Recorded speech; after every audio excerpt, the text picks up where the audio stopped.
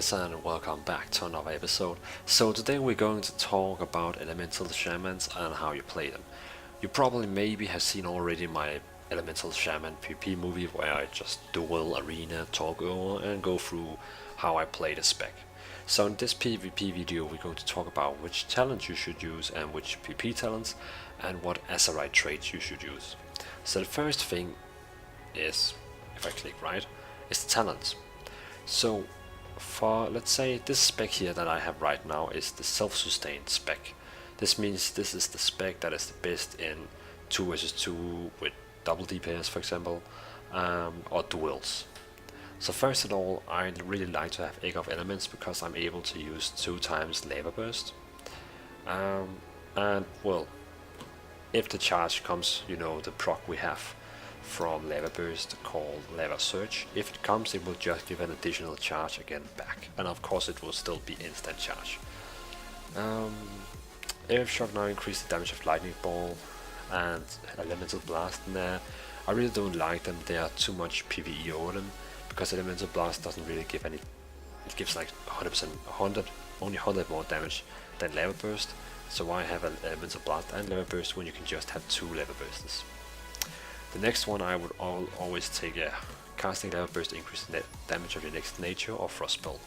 I mean, Totem, this Totem Mastery, I really can't see how it should help in PvP. And the Aftershock here is no. Nah.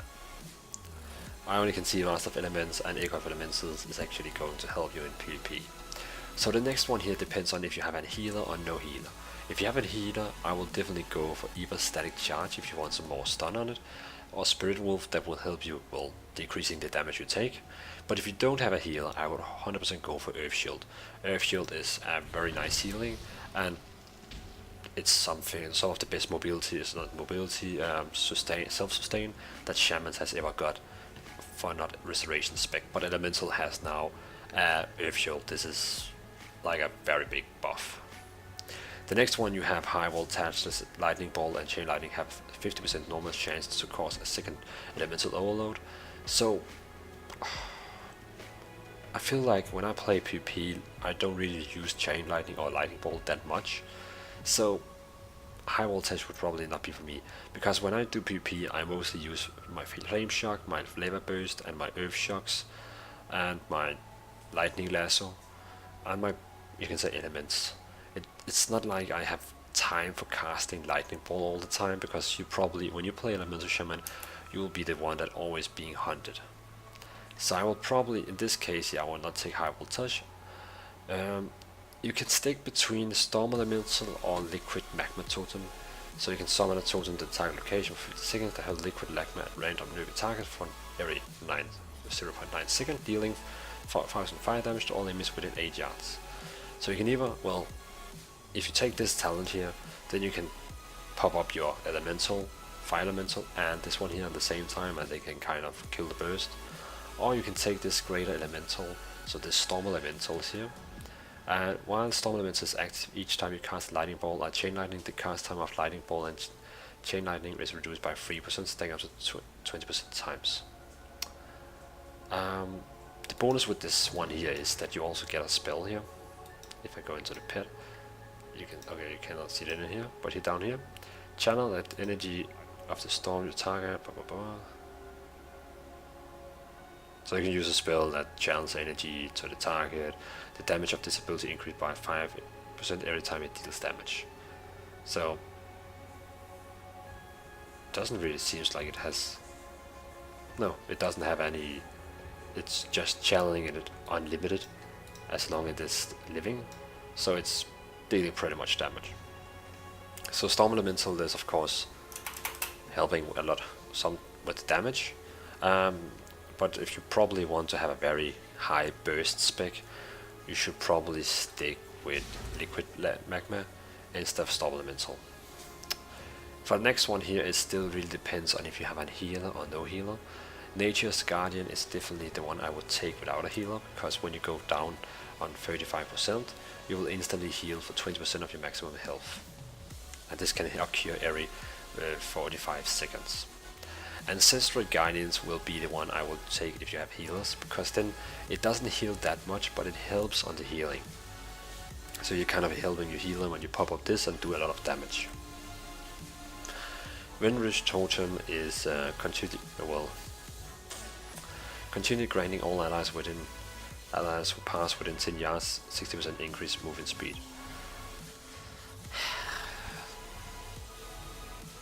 Well, if you have a healer that is so good that you don't need any of those, you could probably take this one here that helps you kiting, but I would probably stick with these two. The next one we have Earthen Rage, Ice Fury and Primal Elementalist. This one here is a bit kind of up to you. If you want to have, well, Earthen Rage is a bit random damage. Your damaging spells incinate earth around you to come 8 per 6 second, repeat damage 900 damage to your most recently attacked target. So it's like in old times when you damage someone, it keeps firing stones at them, 1000 damage. And I mean, it's the same damage like 3 of your lightning. You can say it needs to damage 3 times before it's even close to a lightning ball.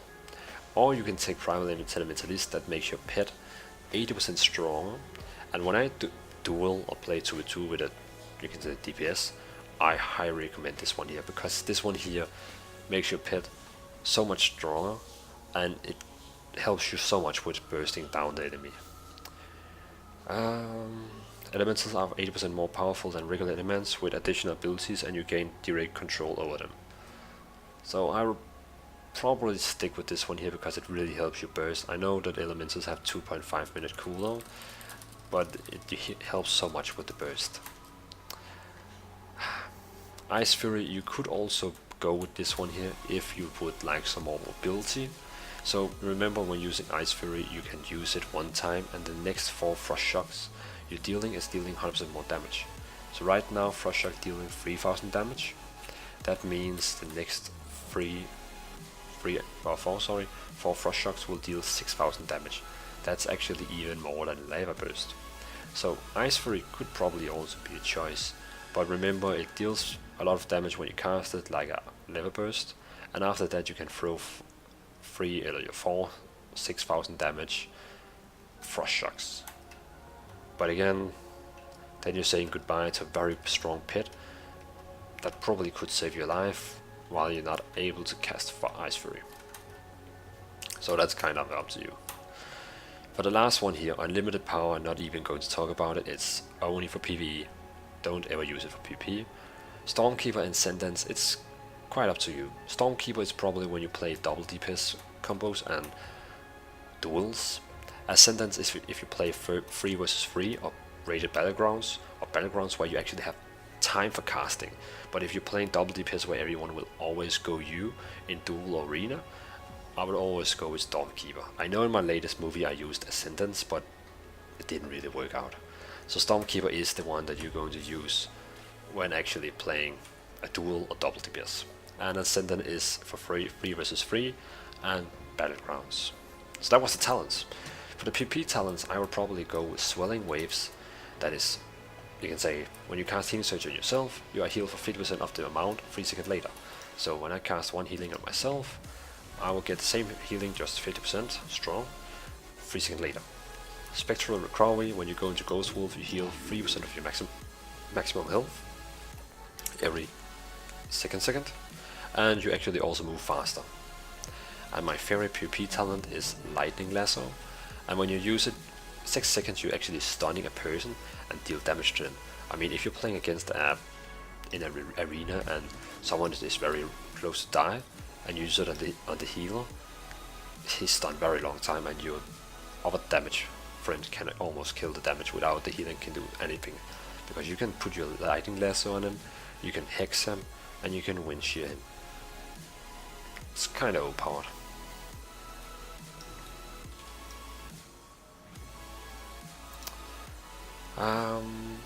If you're playing against a double DPS team in 2 versus 2, I would probably also stick with Counter-Strike Totem.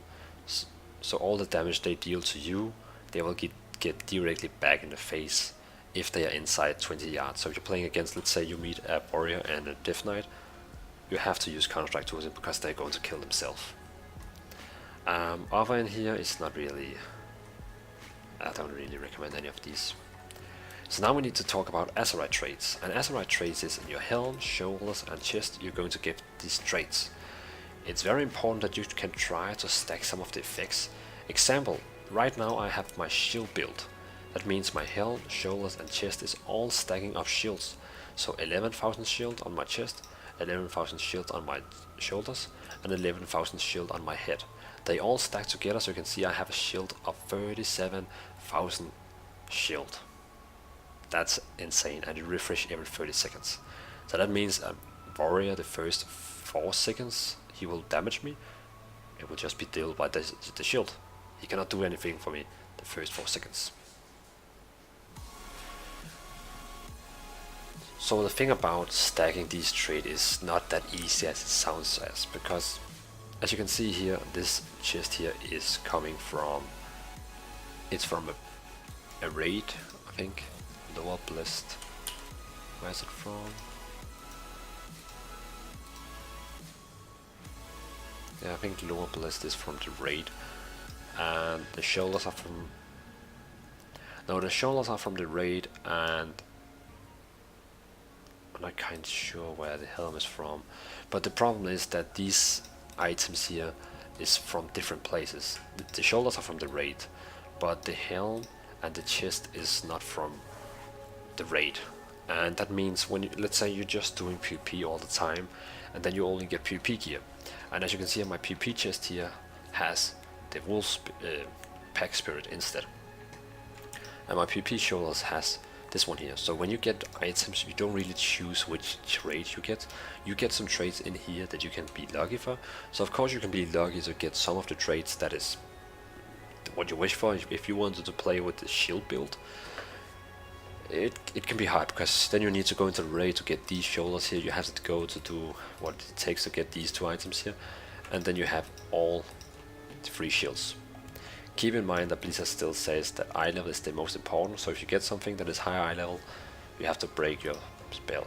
But enough about that. So you can see the first spec I have here for Azerite is my shield. That means I have a very powerful shield, but I also have my wolf spec, as you can see here. Now my helmet is giving me 2000 healing every second while I'm in Ghost Wolf, 2000 healing in Ghost Wolf on my shoulders, and 2000 healing in my, you can say, chest in Ghost Wolf. Also my helmet and chest is giving me leech. That means I have 2% leech, so 2% of all damage I deal is healed back to me. So you can see here, I have Ghost Wolf in every run. So when I go into Ghost Wolf with this specs here, I'm healing quite a lot much. Okay, so now I'm not combat, but when I go into combat and someone tries to kill me, it's actually with this PvP talent here, you are healing 3% of every second, and this trait here, it's almost impossible for some people to actually kill you. If you play mage and they try to spam you, they cannot kill you by this, because you can just run around and they can do nothing. But you have to stay in Ghost Wolf, and I mean, what are we really supposed to do in Ghost Wolf? So you can run around in Ghost Wolf, dot sometimes, and go back in. So this is the 2 specs I have. I mean, of course you can also do other specs. You could also try to take this one here. So when you take damage, you heal 4000. If you have 3 pieces of this one here, then every time you take damage, you heal 12,000 for every 6 seconds. 12,000 is also quite cool healing. So I mean, with all these Azerite you can do some kind of cool traits, but again keep in mind that each Azerite item in the raids here is dropping different Azerite items and different traits.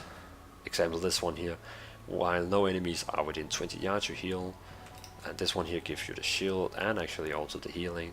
So there's no random loot in these traits, but you have to go different places to actually get deals. When you cast Astral Shift, and when Astral Shift ends, you heal 6000. That's quite nice. That's a cool one. I mean, if you have 3 of them, ooh, that's a good one. Oh well, you get the point. So this is the talents I will recommend playing with, and also how I told you what you do when you're playing with DPS or healer. PvP talents I recommend. And well, the gameplay style is not really that. I don't need to explain that, because you throw flame shocks on your enemy, you have your lava burst, and while you're running around you're using your lightning lasso, you're blasting them around, healing yourself, and you have your stun totem, you have your slow totem, you have your hex, your earth elemental, and your storm elemental. And I can see they cannot be active at the same time. Ooh, that's a bad thing. So that's really much. I mean, if you want to see how I actually play this spec, I have made my other video, you can see, called Ele Shaman PvP. So I think that's pretty much all for Elemental Shamans. So I hope you enjoyed the guide. If you have any questions about spec, leave down a comment and I will try answering everything you need to know. So thank you guys for watching and have a great day.